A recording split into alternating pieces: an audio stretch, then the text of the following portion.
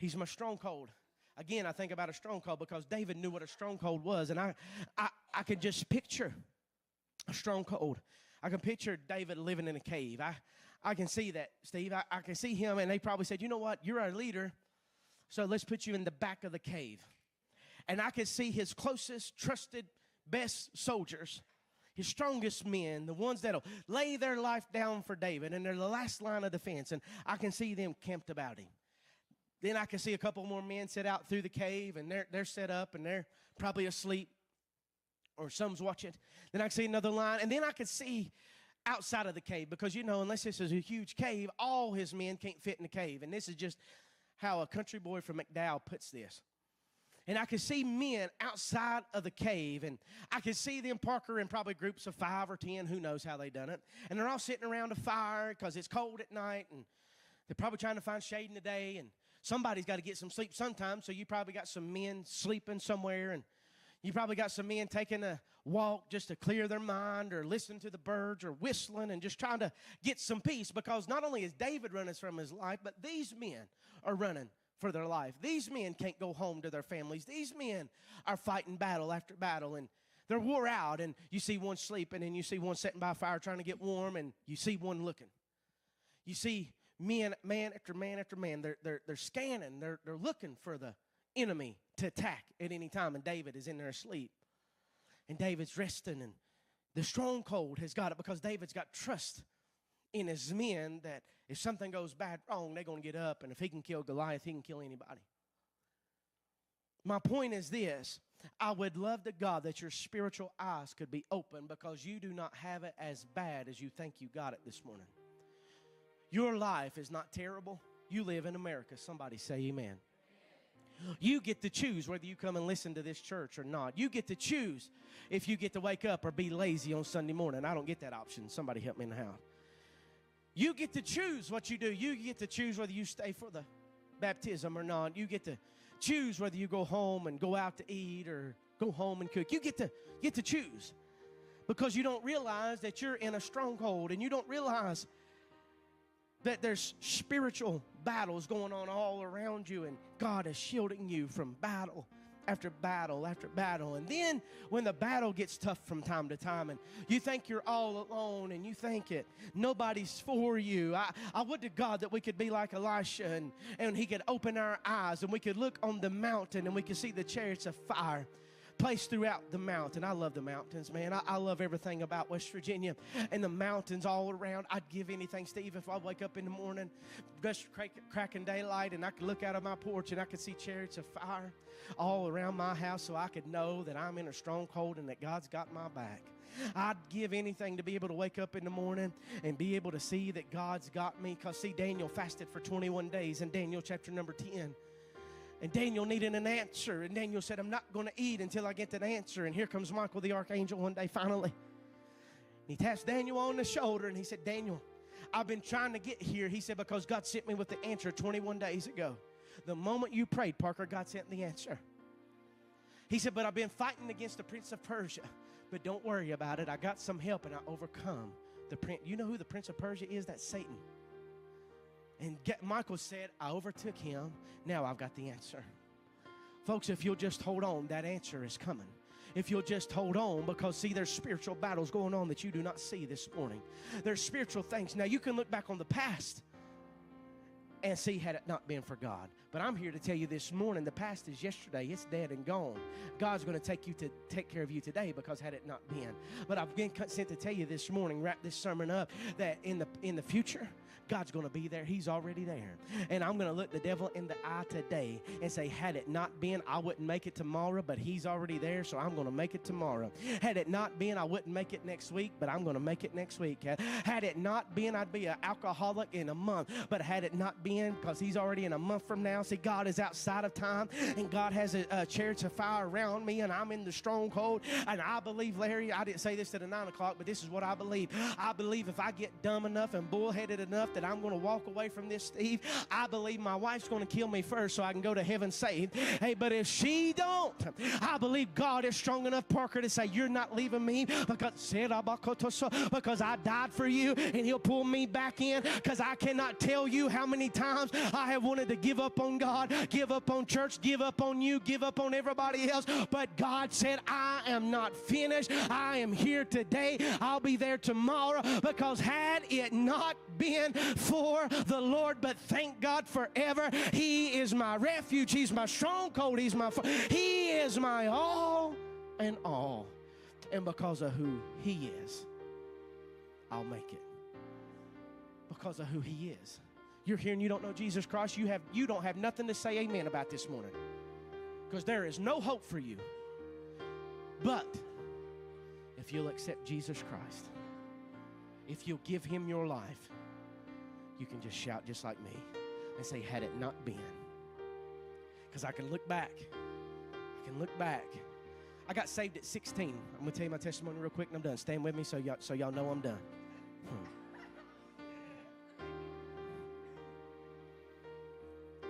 Gave my life to the Lord at 16. The day before I gave my life to the Lord, I hated everything about church. Sunday morning, I hated church. Parker, when I say I hate it, y'all don't understand. These teenagers that come and sit on the front, I'd have never sat on the front. I sat in the back like a punk because I didn't want nothing to do with it. I hated the preaching. I hated the old songs. Somebody say amen. No, I'm just playing. I hated everything. I hated it all. That night, Sunday night, about 11 o'clock, and I'm laying there in bed, and the thought of hell come over me, and I gave my life to the Lord that night. I got up, and I said, now I got to be that weird kid, man. I can't do everything I wanted to do. My life's changed. And then I got to thinking, I ain't going to be weird at all. I'm just going to be saved. Somebody say amen. And I hated it. And then from time to time, Satan will come back and say, you know what, if you didn't get saved at 16, you could have experienced this and you could have done that and you could have lived a little bit. How many everybody ever thought that? You could have lived a little bit. And I get to thinking, like, man, you know what? He's probably right. I could have lived a little bit longer. I could have done this and I could have done that. Then all of a sudden, Rhonda, I begin to think, God saved me at 16 probably to save me from a DUI or to save me from wrecking and killing myself because I was drunk or strung out on dope or not married with kids. Had it not been, I think about my past. I think about had it not been for me going to barber school, I would have never met Jenna because I cut a minister's hair and he had me to come to preach at her church, and I met my wife. Had it not been for me and her meeting each other and pastoring Yukon, I never would have went to war. And if I wouldn't have went to war, I would have never went to Bradshaw. If I never went to Bradshaw, I would never be here. If I wouldn't have went through losing a daughter and burying a daughter, I wouldn't know. And God, I wish I'd have never had to go through it. But if I wouldn't have went through that, I wouldn't be the man that I am today. If I wouldn't have made mistakes early in ministry, and if I hadn't made mistakes since I've been here, we wouldn't be where we are at today. And if it had not been, and I look back and say, yeah, I could have lived in sin a little bit longer, but where would I have been? Where would I be? Would I be here today? Would I have been killed in a car wreck? What would I have been? Would I be in hell right now? But had it not been. But see, because God looked at my future, and at the age of 16, He said, I see what He's going to do if I don't save him, but I'm going to reach down and I'm going to deal with his heart. He's going to give his life to me, and he's going to live for me forever. And I tell you today, folks, I have made up my mind because I look back and I see what God has kept me from. You think the world's having a good time? They having a good time till they're puking in the corner because they drunk too much or snorted too much, or they're passed out in a car and they don't know their family and everything's been lost. I look at situations like that and I say, oh, had it not been, I wouldn't be in Summersville living in a parsonage that I have been blessed with, a home that we love, with the view that we love, amen, with a church family that we love, with 2 beautiful daughters that we love, with 2 new vehicles, with a fridge full of food. Somebody said, Pastor shouldn't have new vehicles. My wife works for a living. She pays for them, so get off my back, amen. Praise the Lord. Had it not been for the Lord, where would I be? But because He lives, I am here today. Because He lives, I am who you may not like me, and I don't really care, but I'm telling you, because He lives, He has kept you from harm. He has kept you from death because He's got a plan for your life today. Had it not been, Michaela's going to Egypt in 2 weeks. Had it not been for God saving her, where would she, who's she going to run into contact with in Egypt that God called her to touch? Let me ask you today. See, I feel the Holy Ghost now.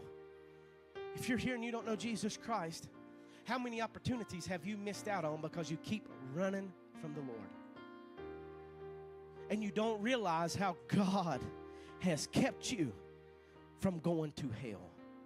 You don't realize how God, maybe you do realize how God has blessed you, but you still won't give your life. Maybe you don't understand what's going to happen tomorrow, that you need God today. Because, see, I got that had not been type of praise. I got that had not been type of worship. Because I understand there's nothing good in me, Parker, but through and by Him, I am who I am. It's because the blood of Jesus Christ. Because had it not been, Jen and I wouldn't be married today. Had it not been, we wouldn't have Emmy today. Had it not been, but God saw the future. And God worked everything out, not my way, because if He would have done it my way, it would have been a whole lot different. I'd have been a multi-billionaire and living on Easy Street. Somebody say amen. But God saw fit to work my life out the way that He has. And I'm eternally thankful. Every head bowed all over this house.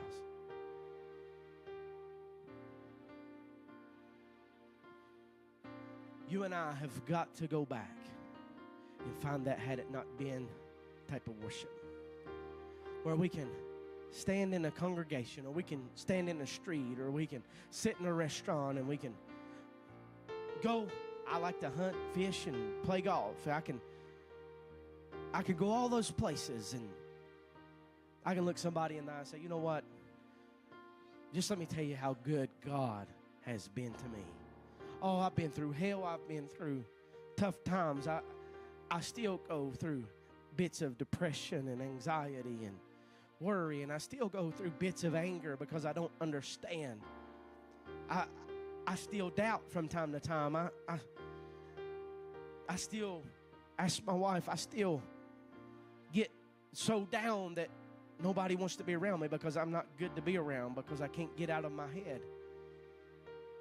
But then all of a sudden, God will hide me in a cliff. God will hide me on the rock, and I'll hear the wind blow and God ain't there, and I'll see the fire and God ain't there, and I'll feel the ground shake and God ain't there. But then all of a sudden, a still small voice begins to speak to my heart and picks me up, and I can find that refuge. I can go back to Him, and I can say, Lord, I'm sorry. Lord, I'm sorry. I don't know why I let myself get, but I'm sorry. And I can find out He's right where I left Him, because He's still a good, good Father. And He's still there. So, Father, I pray over everyone in this house this morning that we will go back and we will look at our life and we will look at situations and we will see, had it not been for the Lord, had it not been for His salvation, had it not been for You working out situations that we thought You should have worked it out our way, but we see how Your way was so much better. Had it not been for You, we would have done been in a ditch somewhere. We would have done been in prison. We would have done been dead. We would have, God only knows what kind of mess we would have made out of our life. But because You live, and because You saved us, because You set us free, we can sing like David. Look the devil in the eye, and the world in the eye, and everybody else. You don't know my type of praise because you don't understand where God has brought me from. You don't understand what God has done for me. You don't understand how good God has been. Because, Father, when we think that we done went too far and we think that there's no hope, let us remember how You kept us yesterday. And if You kept us yesterday, You will keep us today. And if You keep us today, You will keep us tomorrow, because You are for us and not against us. In the name of Jesus.